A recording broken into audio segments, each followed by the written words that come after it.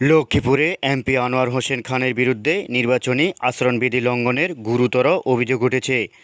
Print, electronics ও সামাজিক যোগাযোগ মাধ্যমে এ বিষয়ে ঝড় উঠেছে। এটি এখন টক অব দ্য ডিস্ট্রিক্ট। ১৬ মে বৃহস্পতিবার দুপুরে রামগঞ্জ উপজেলা পরিষদ নির্বাচনে আচরণবিধি লঙ্ঘনের অভিযোগ এনে নির্বাচনের রিটার্নিং কর্মকর্তাসহ ১০ দপ্তরে এমন লিখিত অভিযোগ করেন আনারস প্রতীকের চেয়ারম্যান পদপ্রার্থী ইমতিয়াজ আরাফাত।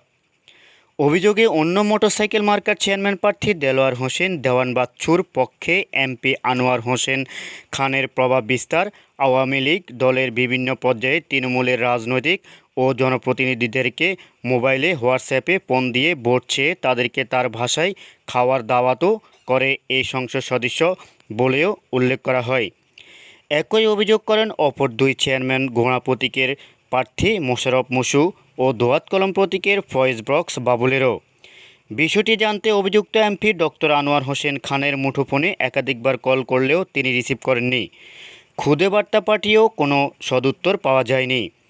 এ বিষয়ে রামগঞ্জ উপজেলা পরিষদ নির্বাচনের রিটার্নিং কর্মকর্তা ও বিজ্ঞ অতিরিক্ত জেলা ম্যাজিস্ট্রেট প্রিয়ঙ্কা দত্ত বলেন, লিখিত অভিযোগ পেয়েছি। অলরেডি আমরা অভিযুক্ত এমপিকে আচরণবিধি মালার বিধি উল্লেখ করে একটি চিঠি দিয়েছি। আমজাদ হোসেন, বৈশাখী নিউজ, লক্ষ্মীপুর।